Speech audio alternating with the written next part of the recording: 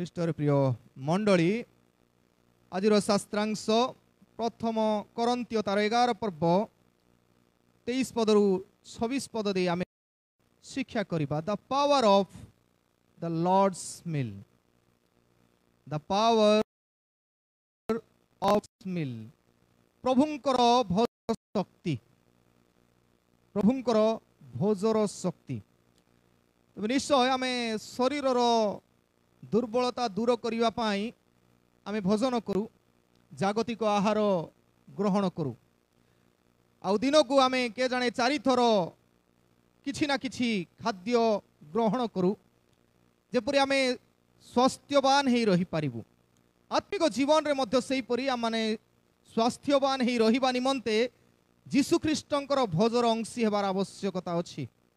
ଆଉ ଯେଉଁମାନେ ଆତ୍ମିକ ଜୀବନରେ ବଢ଼ୁଛୁ ବୋଲି କହନ୍ତି କିନ୍ତୁ ପ୍ରକୃତରେ ସେ ଆହାର ଗ୍ରହଣ କରନ୍ତି ନାହିଁ, ପ୍ରଭୁଙ୍କର ଭୋଜନ ଗ୍ରହଣ କରନ୍ତି ନାହିଁ, ସେମାନେ ତେବେ ମନେ ରଖୁ ସେମାନେ ଆତ୍ମିକ ଜୀବନରେ ବଳିଷ୍ଠ ହୋଇନାହାନ୍ତି। ତେବେ ଯେତେ ଥର ଆମେ ପ୍ରଭୁଙ୍କର ରକ୍ତ ମାଂସ ଗ୍ରହଣ କରୁ ସେତେ ଥର ଆମକୁ ସୁଯୋଗ ମିଳେ ଆମେ ବଳିଷ୍ଠ ହେବା ନିମନ୍ତେ। ତେବେ ଆଜିର ଦିନକୁ ସାଧାରଣତଃ କୁହାଯାଏ ମର୍ଡି ଥର୍ସଡେ। ମର୍ଡି ଧର୍ମ ଗୁରୁବାର ବୋଲି ଓଡ଼ିଆରେ ଅନୁବାଦ କରାଯାଏ ସତ, କିନ୍ତୁ ପ୍ରକୃତରେ এই শব্দ লাটিন শব্দ মান্ডাটমରୁ ଆସିଛି। ମାଣ୍ଡାଟମ୍ ଅର୍ଥ ହେଉଛି ପ୍ରକୃତରେ କମାଣ୍ଡମେଣ୍ଟ, ନିୟମ, ଚୁକ୍ତି, ଆଜ୍ଞା ଆମେ କହିପାରୁ।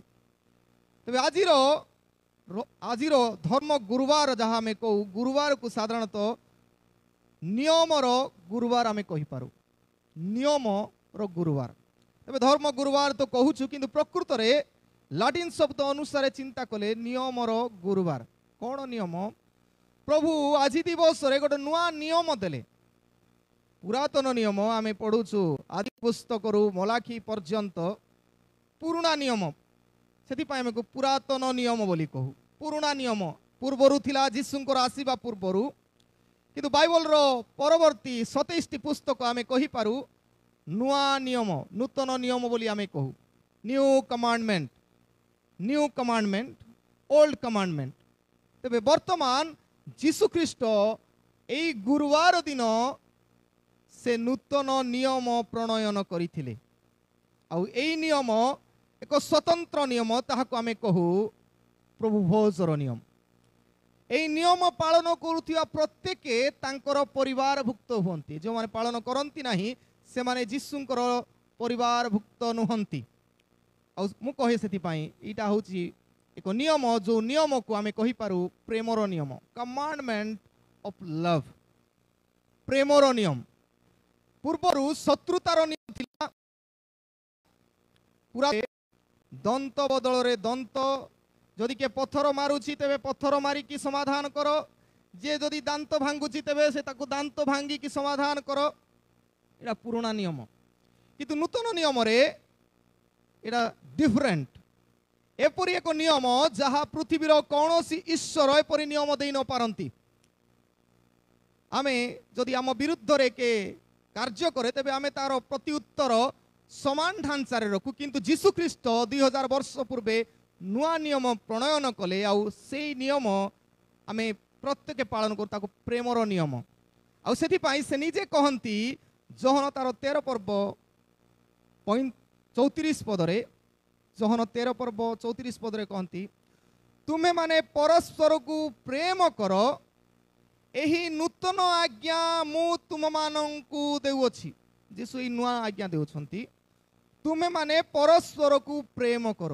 ଯଦି ଆମେ ପରସ୍ପରକୁ ପ୍ରେମ କରୁନୁ ତେବେ ମନେ ରଖୁ ଆଜି ପର୍ଯ୍ୟନ୍ତ ଆମେ ଓଲ୍ଡ ଟେଷ୍ଟାମେଣ୍ଟରେ ଅଛୁ, ପୁରାତନ ନିୟମରେ, ପୁରୁଣା ନିୟମରେ ଅଛୁ। ନୂତନ ନିୟମରେ ଯେଉଁମାନେ ଅଛନ୍ତି ସେମାନଙ୍କୁ ଯୀଶୁ କହନ୍ତି ତୁମେମାନେ ପରସ୍ପରକୁ ପ୍ରେମ କର, ଏହା ନୂତନ ଆଜ୍ଞା ତୁମମାନଙ୍କୁ ଦେଉଅଛି, ନ୍ୟୁ କମାଣ୍ଡମେଣ୍ଟ ମୁଁ ଦେଉଅଛି, ମୁଁ ଯେପରି ତୁମକୁ ପ୍ରେମ କରିଅଛି ତୁମେମାନେ ମଧ୍ୟ ସେହିପରି ପରସ୍ପରକୁ ପ୍ରେମ କର। ତେବେ ଯୀଶୁଖ୍ରୀଷ୍ଟ ଯେଉଁ ପ୍ରେମ କ୍ରୁଶରେ ପ୍ରକାଶ କଲେ ସେ ସମାନ ପ୍ରେମ ଆମେ ନ ପ୍ରକାଶ କରିବା ଯାଏଁ ଆମେ ନୂତନ ନିୟମର ଚୁକ୍ତିରେ ନାହୁଁ, ପୁରାତନ ନିୟମର ଚୁକ୍ତିରେ। ଯଦି ଆମର आम सम्मुखें किए जदि किछि कहंती आ समान प्रत्युत्तर आम रखू तेबे निश्चय आम पुरातन स्वभाव अच्छु। नूतन नियमर लोक से कार्यकलाप से आचार व्यवहार टिके डिफरेंट थाए कारण जीशु निजे कहती मु जेपरी तुम मानू प्रेम करिअछि तुमे माने मध्य सेही परी परस्पर को प्रेम कर। प्रिय माने जदि ए नियम रे आमे अच्छु तेबे मन रखु एबीसीडी आमे घोषिबा दरकार अछि। लव कमांडमेंट प्रेमर नियम केतरा विषय ग्रहण करे।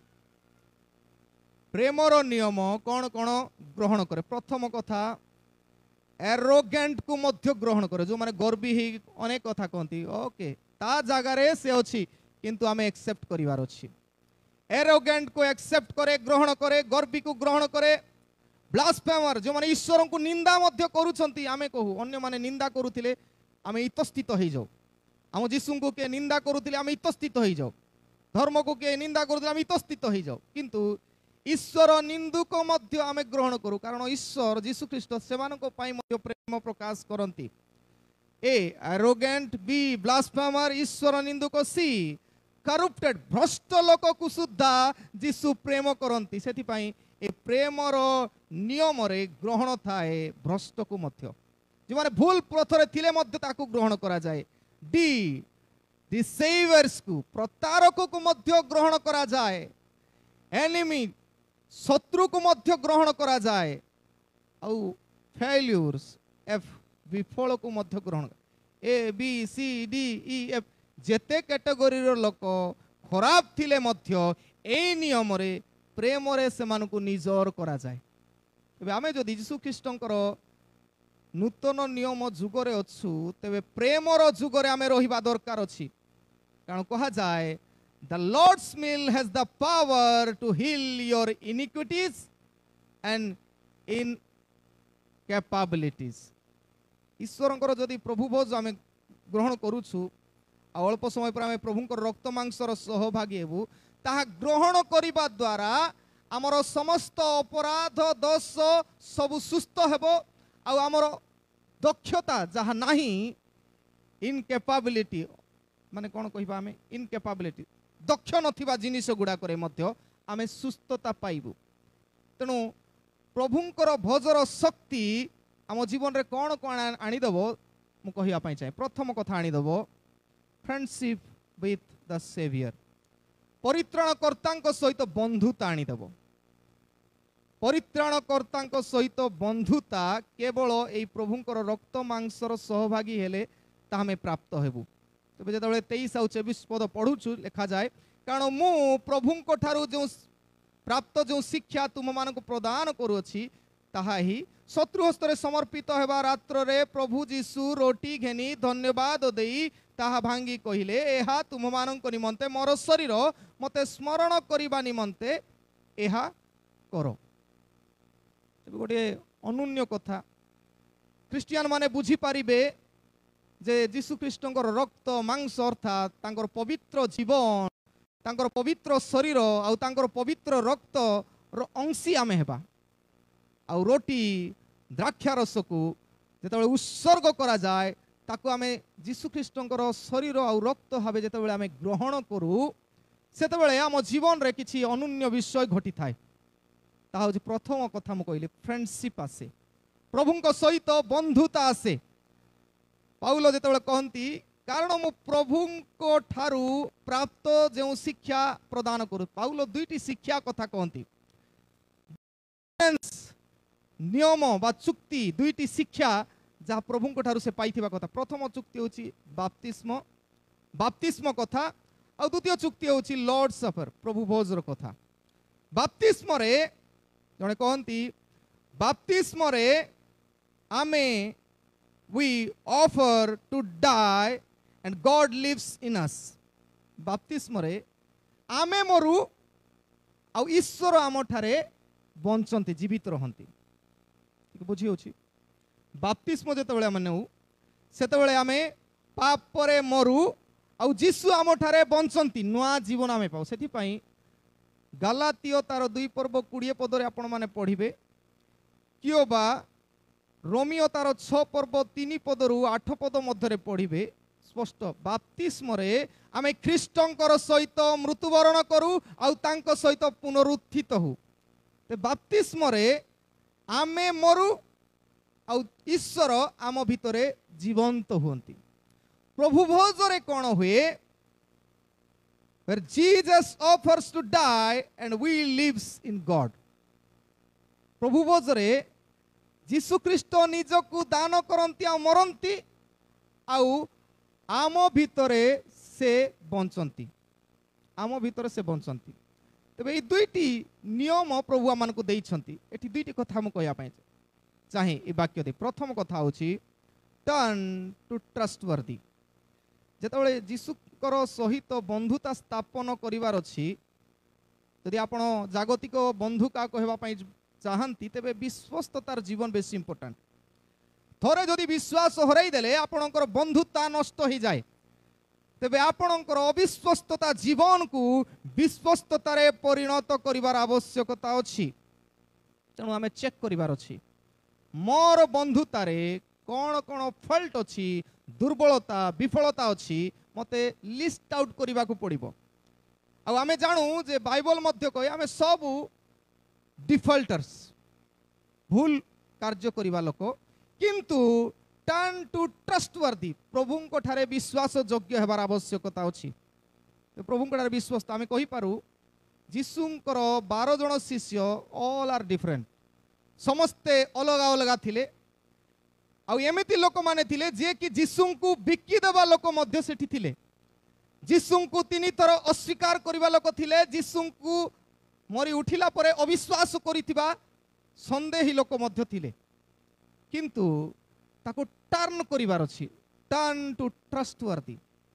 आमे ताको बदलाई विश्वस्त हेबार आवश्यकता अछि, विश्वस्तता निमंते प्रत्यावर्तन करिवार आवश्यकता अछि। इस्कारित जिहुदा से प्रत्यावर्तन करि पारिला नाही, किंतु पीतर प्रत्यावर्तन कले, थोमा जीशुंकु स्पर्श करी प्रत्यावर्तन कले। आम जीवन रो जेते भूल भटका आमे परित्याग करी प्रत्यावर्तन कले ही प्रकृत बंधु हिथिबु। तबे भूल भटका स्वीकार करी प्रत्यावर्तन, तबे जेतबेला आपनकर बंधु मध्य रे कोनोसी झगड़ा हो जाए, मनमालिन हुए, तबे निश्चय निजर भूल को ता आगे स्वीकार कले रिकवरी हुए बा पुनर्मिलन हेई थाए। ठीक तद्रूप जेतेबेला आमे जीशुंक ठारे अविश्वस्त अनुभव करू, हमको सुजोग दिया जाए जे आमे ट्रस्टवर्दी हेबा फेरिबा पाई। एटा प्रथम कथा। द्वितीय विषय ट्रांसफॉर्म टू थैंक। सेथि पाई लिखा जाए रोटी घेनी धन्यवाद देई ताहा भांगिले एहा तुममानंक निमंते मोर शरीर मते स्मरण करिबा निमंते एहा करो बोली जेतेबेले कहउछंती, तबे एठी आम प्रत्येकको मने पकाई देबा पाई चाहंती जे आमे पीतर आउ इस्कारित जिहुदा मध्यरो को गोष्ठी अटू। जदि आमे प्रत्यावर्तन चेंज हेई ट्रांसफॉर्म हेई प्रभु को धन्यवाद दे पारुछु, थैंक यू जीसस, धन्यवाद जीशु जे मते गोटे नुआ सुजोग देलो, ताहा बेसी महत्वपूर्ण। आ जो माने प्रभु जीशु ख्रीष्टंकर रक्त मांस ग्रहण करंती सेमानक जीवन रे चेंजेस आसीबार आवश्यकता अछि। तबे अनेक समय आमे प्रभु भोज ग्रहण कला परे आमर परंपरा अछि, प्रभु भोज ग्रहण कला परे समस्त आमे सालाम को नहीं कहीं कहू तार गोटे कारण अच्छी। अनेक समय मध्य मु कही सालोम हूँ शांति। आमे एठी प्रभु भोज प्रभु रक्त मांस नेबापाई एठा समस्ते समवेत अटू, किंतु जदि बिना मिलन रे पलाउछु तार मूल्य किछि नै। आपण माने घरे किछि खाद्य खाइला सदृश्य आत्मिक जीवन रे मोर आध्यात्मिकता वृद्धि पाई मोर समस्त मानसिक बा अन्य क्रोध हिंसा देश छाड़ी पुनराय मिसिबार ट्रांसफॉर्म हेबार अछि। चेंजेस जदि आसु नहीं, आपण जदि का सहित झगड़ा आइछंती कथा होनांती, that is the best time, उपयुक्त समय जे आमे परिवर्तित होई ताको मिसिबा। सेति पय आमे टर्न समस्ते एकत्रित होई सलाम करू। हमर जहा विगत दिन रे भूल थिला सब परिष्कार करा गला। फ्रेंडशिप हेबा एथर मु कहली फ्रेंडशिप विथ द सेवियर, जीशुंक सहित बंधुता हेबा निमंते प्रभु भोज ग्रहण करिबा और तत्सहित आमर प्रतिवासी जो माने प्रभुंकर रक्त मांसर सहभागी सेमानक सहित बंधुता करिबा। बिना बंधुतारे आपण प्रभुंकर रक्त मांस भोजन करिवार किछि मूल्य ही नहीं। कारण एई प्रभुंकर रक्त मांस ग्रहण कला परे ही आपण मानकु से शक्ति मिले जे मु प्रभु ठारु क्षमा पाइछि नुआ जीवन काटिबा पई। प्रथम कथा मु कहिली फ्रेंडशिप विथ द सेवियर, परित्राणकर्ता सहित बंधुता स्थापन हुए। द्वितीय विषय फॉरगिवनेस फ्रॉम द सिन, पाप गुड़िक ठारू आपण क्षमा प्राप्त होती।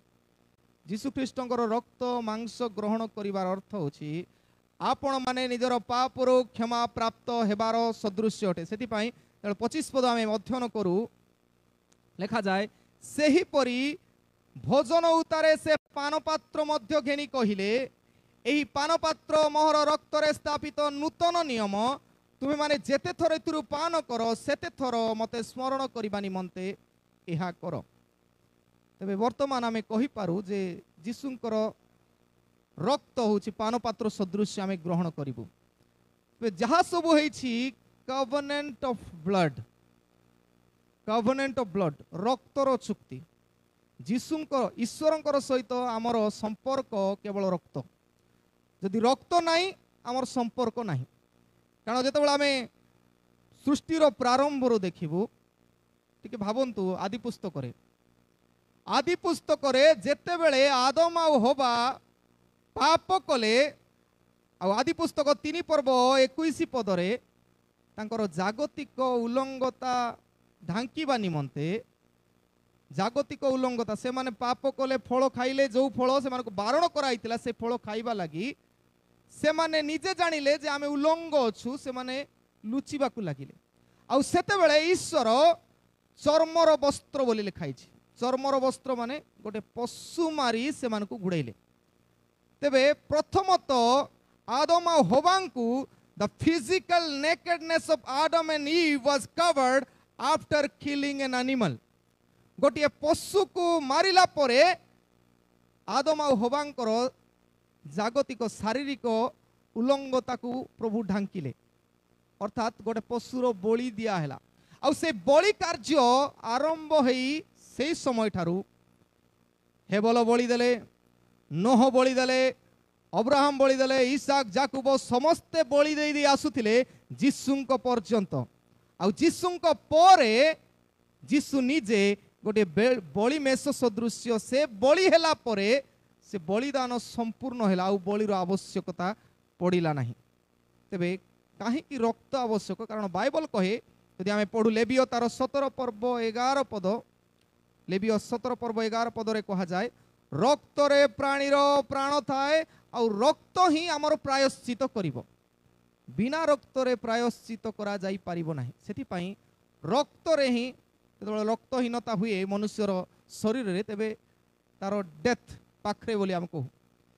तेबे रक्त ही आमर प्राणर निदर्शन अटे, आउ एहा ही आमनकर प्रायश्चितर कारण हेबो।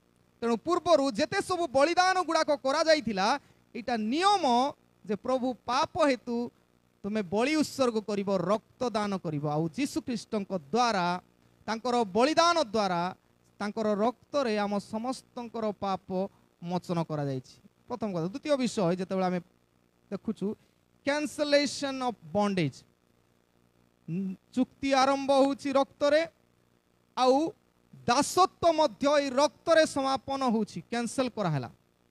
तबे एटा कुठु आरंभ हैला? रक्तर महत्वपूर्णता।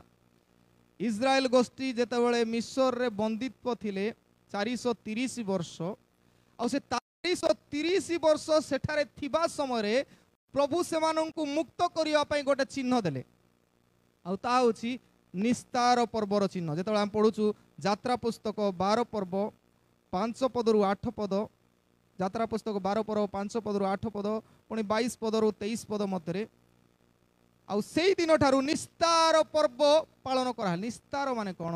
इंग्राजी कह पास ओवर। तबे पास ओवर अर्थात डेथ को पास करिवार कथा।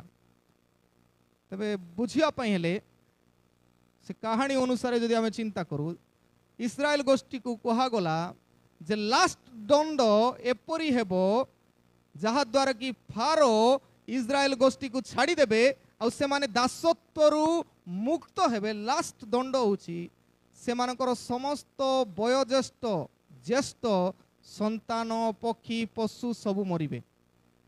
କିନ୍ତୁ ପ୍ରଭୁ ମଶାଙ୍କୁ ଆଦେଶ ଦେଲେ ଯେଉଁ ବାଜୁବନ୍ଧରେ ମେଣ୍ଢା ବଳିଦାନ କରି ତାର ରକ୍ତ ବାଜୁବନ୍ଧରେ ଯେତେବେଳେ ଲଗା ନ ହେଇଥିବ ଆଉ ଯେଉଁ ବାଜୁବନ୍ଧରେ ଲଗା ହେଇଥିବ ସେଇଟା କ୍ରସ୍ କରିକି ଯିବେ, ପାସ୍ ଓଭର, ତାକୁ ପାସ୍ କରିବେ।